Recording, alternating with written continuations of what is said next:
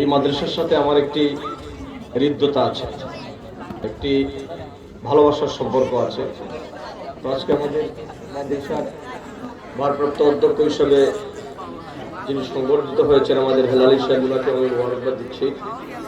এই মাদ্রাসার প্রতিষ্ঠাতা যিনি বিশিষ্ট আলেমে দ্বীন মাওলানা আফজাল হোসেন চৌধুরী সাহেবের দীর্ঘ হায়াত আমি কামনা করছি। এলাকাবাসী, আমার এই বুরুঙ্গা এলাকাবাসী সহ যারা যারা সহযোগিতা করেছেন সকলের দীর্ঘ হায়াত আমি কামনা করছি।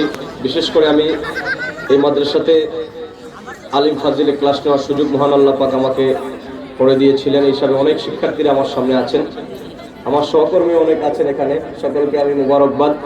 বিশেষ করে একই সাথে কাজ করার সুযোগ হয়েছিল আগের যিনি ভারপ্রাপ্ত অধ্যক্ষ ছিলেন ওয়ারিসউদ্দিন আল মামুন সাহেব সহ আরও অনেকেই এখানে ছিলেন। আল্লাহ যেন সকলকে কবুল করেন। আমি সকলের জন্য দোয়া করি, মাদ্রাসার উত্তরোত্তর সমৃদ্ধি কামনা করি। এবং আপনাদের কাছে শেষ কথা এটাই, এই মাদ্রাসা আপনাদের, আপনারা সকলেই এই মাদ্রাসার প্রতি একটু যত্নবান হবেন, যাতে করে দ্বীনি মারকাজ হিসাবে আল্লাহ পাক যেন কামিল স্তরে উন্নীত করেন, সেই প্রত্যাশা ব্যক্ত করে আমি এখানে বক্তব্য শেষ করলাম।